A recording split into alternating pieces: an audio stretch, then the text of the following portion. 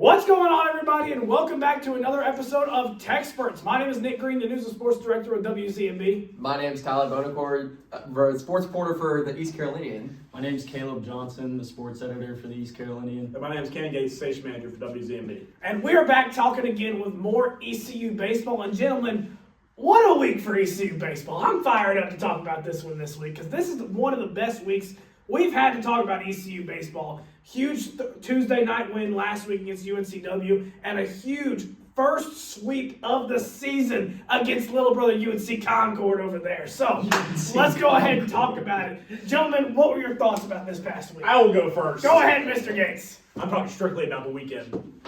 Apology. I'm waiting for it. I'm sorry to Cannon, and I'm sorry to the Pirate faithful for my comments last week. We don't get apologies. You know, No. I'm normally an optimistic person, but honestly, whenever I have optimism, I get severely disappointed. So I decided to choose to be pessimistic, and I was wrong. And Mr. Gates was right, and I was wrong. And I'm sorry. Who predicted? Hey, but I'm not. Why are we acting? I'm not upset. Like, I don't want to get it out there that I'm upset either. I'm happy. I was always rooting for the Pirates. I was just thinking that we were going to lose the series. Fake fan. I was thinking we were going to lose too. Fake fan. So basically, I know ball and TV over here does not. So yeah. Caleb said the same thing, by the way. Yeah, but Caleb was not like. I led the charge. Yeah, you're mean about it. For sure. I was aggressive. Tyler was not. Caleb was not. I was definitely a little too aggressive with Yes. the way. Caleb was just like, I don't know. Like, I'm worried. You were like, we're going 1-2, and that's the only thing that's going to happen. Blah, blah, blah, blah, blah. And guess what I said? Pirates 3-0, baby. That's what happened. Luke Payne, dominant performance, best he's ever looked in a Pirate uniform. Friday, the Walker Bear and Matt Lashley back-to-back dingers. Love to see it. And then Saturday, 11 runs in the first inning. What are you going to do? Like, I'm glad I didn't have to, zero in too much on Saturday because we killed them. Greg Linehan, American Conference Player of the Week. That's all I'll say. Tyler. I mean, honestly, we hit the ball so well that there was just no way that we were going to lose the series at all. We scored 10 runs at least in every single game this past week.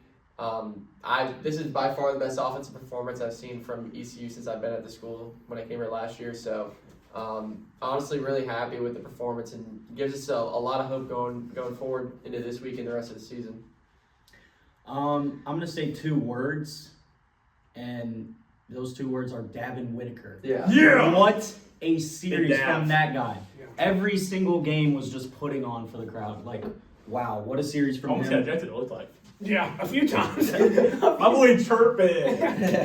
As he should. But, last week we kind of touched on the fact that, or I know I touched on the fact, and at least Tyler definitely touched on it, maybe a little bit more than me, that we were worried about this pitching, and, the offense stepped up in a big way and just completely righted the wrong of the 2 injuries that we have been nursing over the past couple weeks.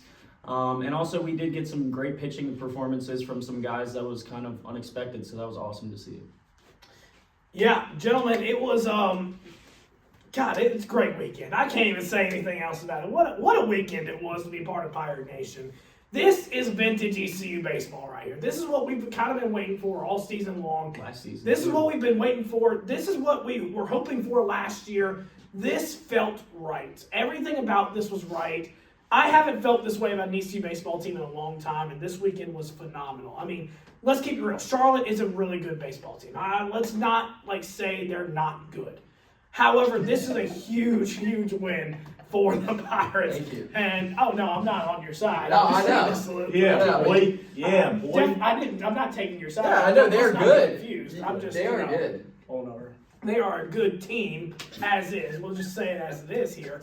But at the same time, what a weekend for the Pirates. Obviously, 2-run rules when you have the depleted bullpen is exactly what you need. And that's beautiful. You can't ask for much more than that. The bats were alive. You said 2 words, and you know what's really great is I had no idea whose 2 words you were going to say. Yeah. There was quite a few. You can make an argument for us of whose name you can say. Grady Linehan, Jack Herring, Matt Lashley, Braden Burris, you name Colby Wallace. Colby Wallace. Colby Wallace. You name Walker Barron. Walker Barron. First home run of the season, and he had 2 of Alex them this Boucher. weekend. Alex Boucher. Yeah, you name half the players on our roster, and they had a phenomenal weekend. I think if I saw this correctly, I'm not sure if this is 100% a fact. I know it was at least this season.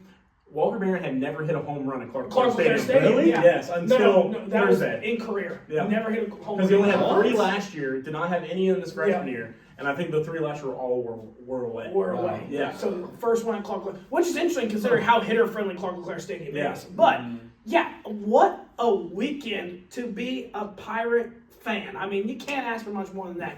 Luke Payne stepped up tremendously. Joe Webb stepped up tremendously. The bullpen stepped up tremendously. But, gentlemen, I do want to ask, because this is the one key thing we do need to focus on.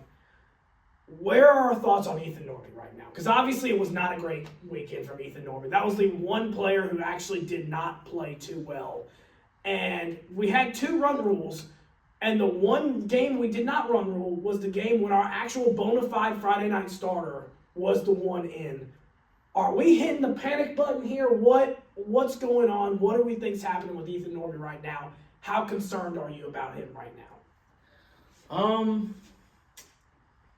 I would say there's a slight bit of concern, but also too, we're coming off a performance where last weekend he had 12 strikeouts. Mm-hmm. So I think that he's just battling a consistency issue at this point, because it's been so up and down throughout the entirety of the season so far. I would say I'm slightly concerned, but I also know that he's one of those guys that he's always prepared for the moment, and when the moment comes, he's going to perform, and I believe that. But with that being said, going forward, we cannot see that again. We need to see at least consistent incremental performances of getting better every week. Yeah. It's kind of been like here and here and here and here and here and here. But we all know the talent that Ethan Norby is. We all know, what he can do with the ball in his hand. I think it's just a matter of time before he works some of the kinks out. I think that he also had so much pressure lined up on him coming into this year, and I think that's probably played a factor as well. Yeah, I think you hit pretty much all the points. Also, I mean, going into that Friday night game, Charlotte had just got punched in the mouth. So maybe they came out with a little bit of like an aggression where they wanted to and they obviously know Ethan Norby came into the season as a stud, so maybe they wanted to put a number up against him and had a little bit more fire going into that game. But I mean, looking at his overall season, I don't think that he really hasn't had like a horrible season.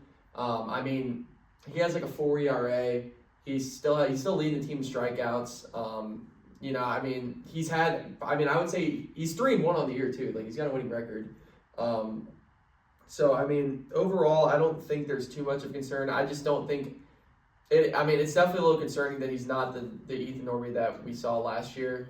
But I think that also teams have kind of figured him out, and I think they're more aware of how good and how dangerous he is, so they're preparing for him better.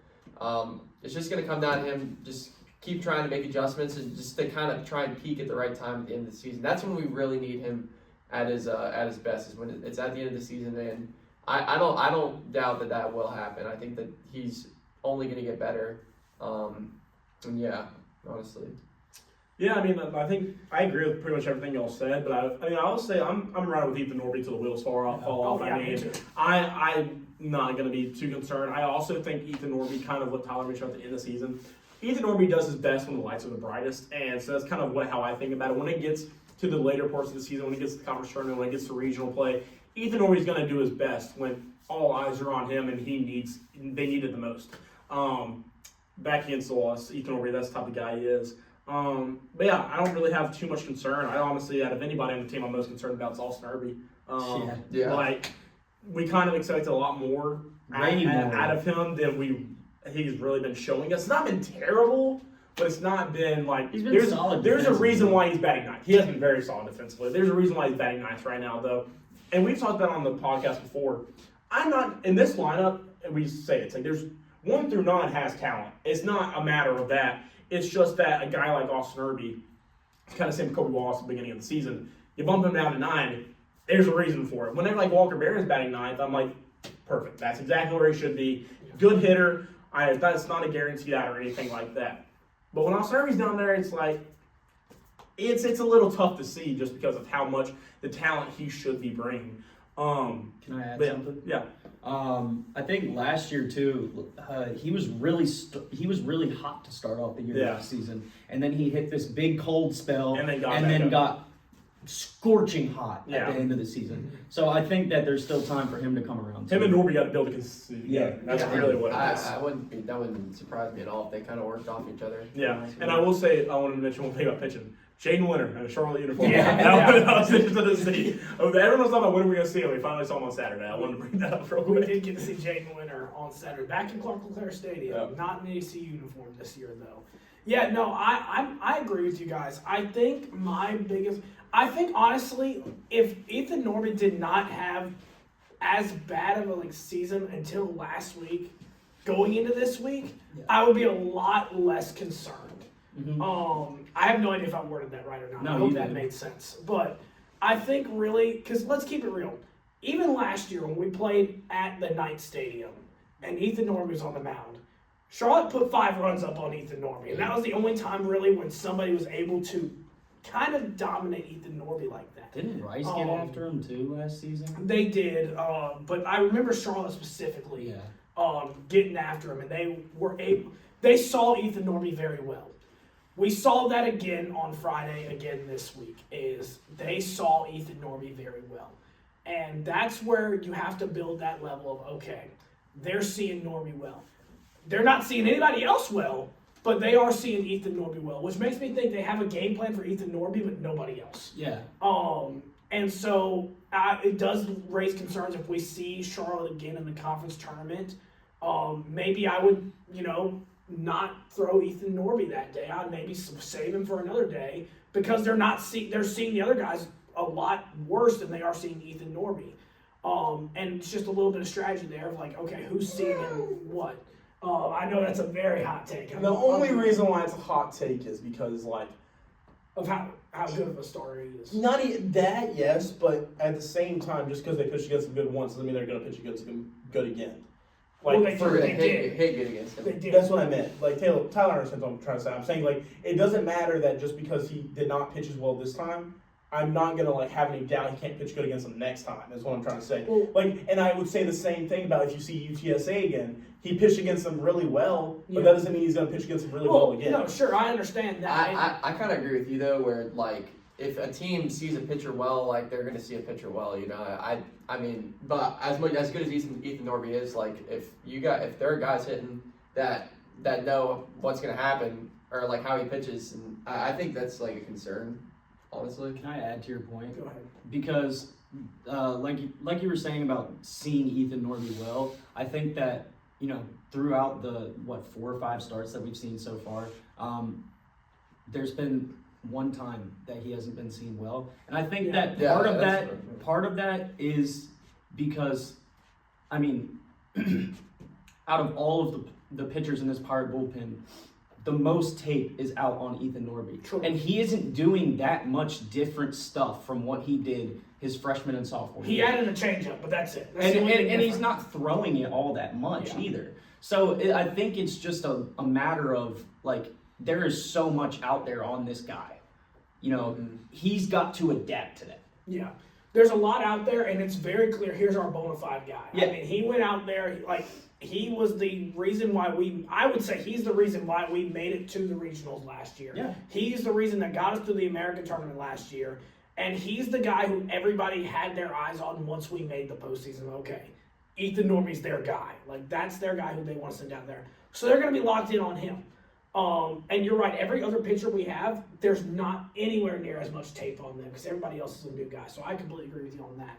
My point was kind of saying because this is now 2 years in a row when Ethan Norby has been out there, and Charlotte both years has seen him very well, it makes me hesitant to want to throw him again against Charlotte if we see them again, especially in a postseason tournament where we might need to win that tournament to get a playoff berth. Yeah. We might need to do that.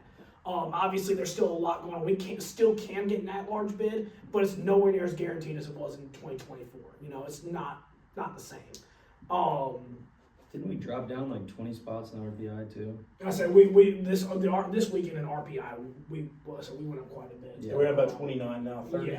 We were Which at gives 50 us before, right? Yeah, which gives us definitely a much more competitive advantage of the at-large bid. Shout out Ligo. Saw that tweet. much more likely.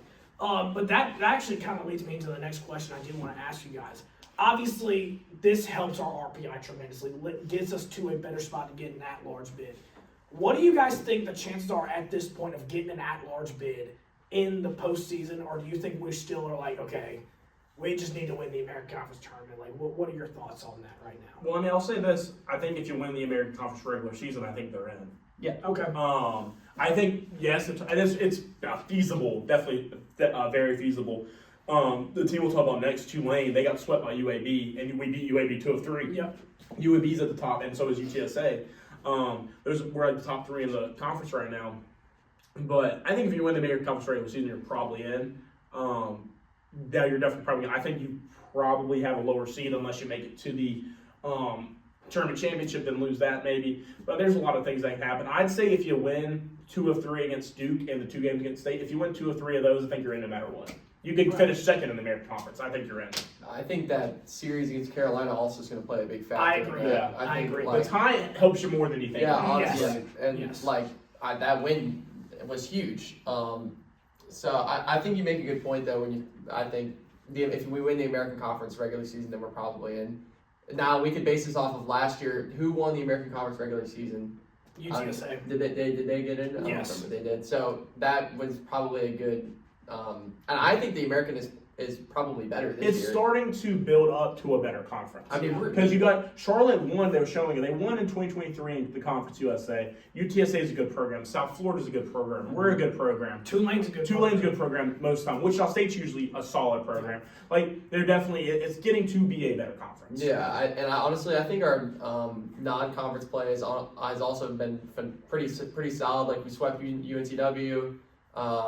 If we can beat Duke, that would, I think, be. And like I said, if you win Duke tomorrow night, obviously the game will be over by the time this will be posted. Yeah. But if you beat Duke tomorrow night and you take 1 or 2 from NC State, I think if we beat Duke, beat NC State, even if we finish second in the American Conference regular season, I think if you take 2 or 3 and finish second, you're in. Yeah, I probably agree with that. And honestly, I'm not saying I want that to happen because I feel like that's definitely more of a situation you get scared about finishing second in the American Conference.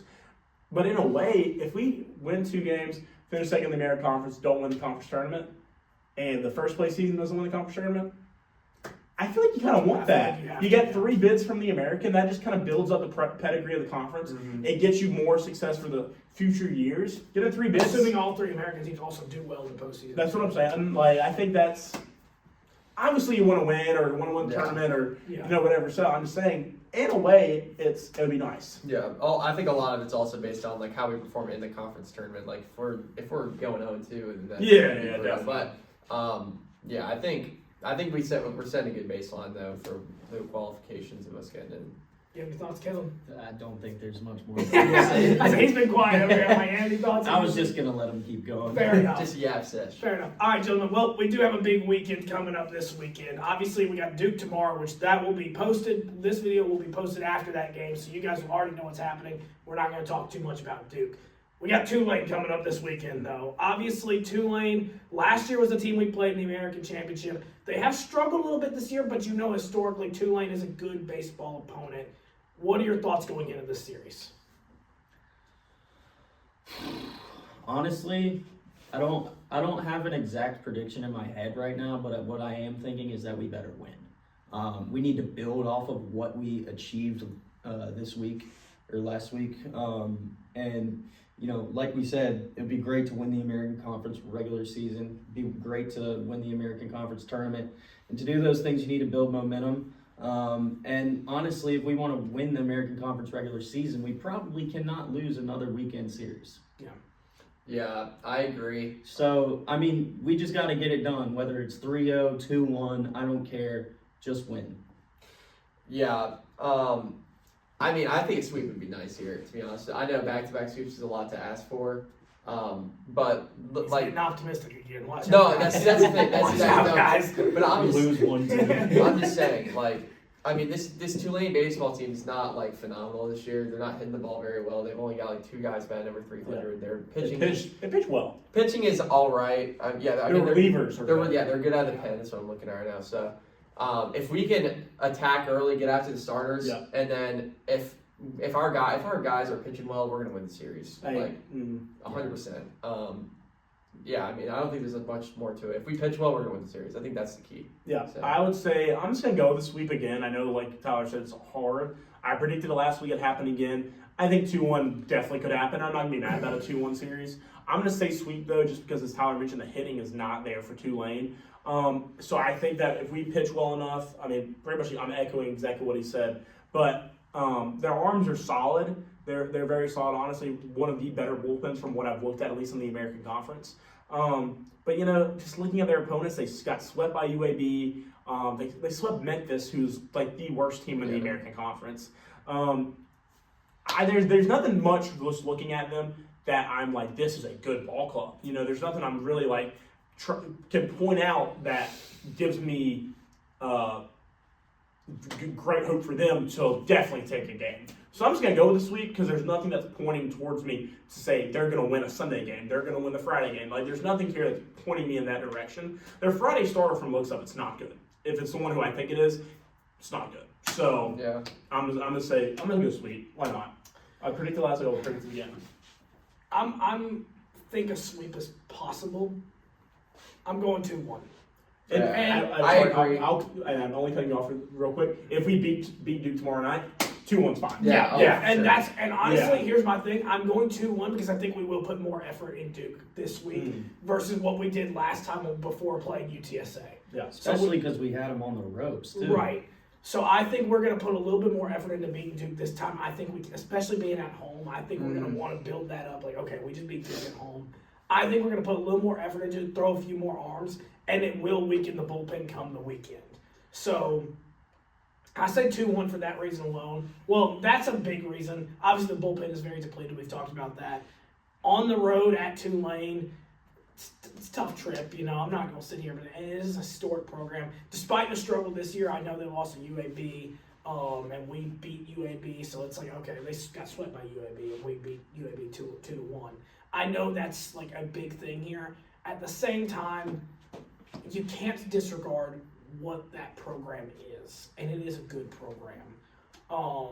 I do think we lose one game this weekend. I think we will take Duke tomorrow night. Obviously, we don't know that, right? You guys will, but I could be looking very stupid right now. But I think we take Duke tomorrow night, and then we go 2-1 this weekend. In which case, I'm very happy going 2-1 this weekend if we beat Duke. If we lose to Duke, we better sweep. But Yeah, that's what I was saying. I was about to say. And if we lose to Duke, I really hope honestly, I'd rather just get blown out and just not have to worry about I know for RPI's sakes, like if you're gonna lose, you want to keep it close, all that stuff. But if it gets to a certain point that there's no coming back from it, throw freaking we haven't seen Thomas Paxton. I was about to say we haven't seen Thomas Paxton in a while. Let him go throw 3 innings, just get a nice keep his arm loose. I don't know.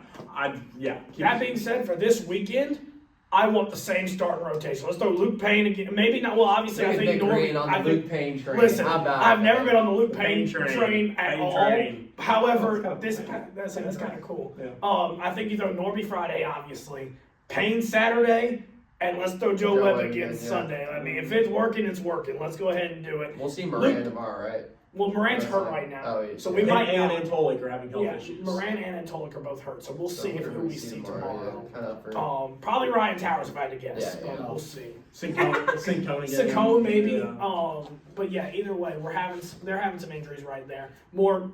I don't think theirs is as bad as a Weber and GVK injury though. Is there any further update on that? Have you all heard? I haven't heard anything. any updates on it. Weber's out though, right? Yeah, I would assume Weber's out the rest. Weber's out the rest. I think GVK will be back in early May. I hope so. From what Yeah, I'm dude. hearing. It's our graduation present, fellas. Yep. I hope so. Fingers crossed. For y'all. Hey, that'd be a phenomenal graduation present right there if you all can get healthy and get back ready to go before the American Conference tournament. Would be very nice. But that being said, gentlemen, any closing thoughts before we close the podcast? I wasn't there, everything I heard about Friday night was that the stadium felt like a regional. Yeah, that's why I heard. heard On that. Easter weekend too. Yeah. I heard that too. And from I think the total attendance was 4,200 around that. So That's the not fact bad that at it's all. making it seem the stands did look full. The Yeah, jungle they was did. kind of like couldn't tell as much, but the stands did look full. So being able to hear that it seemed like regional in there is I love hearing. Very That. good. Also keep the traffic code going. Yeah. I like that. Please keep the birdhouse. Yeah, We're birdhouse. 4-0 I since like having the that. birdhouse. Keep that in the dugout, I like please. that, yeah. Tyler, any closing thoughts? Honestly, no. All right, well, that's all we got for you this week, folks. Thank you guys so much for watching this week's episode of TECSpertZ. We'll be back again with you guys next week, but until next time, go Go Pirates. Pirates.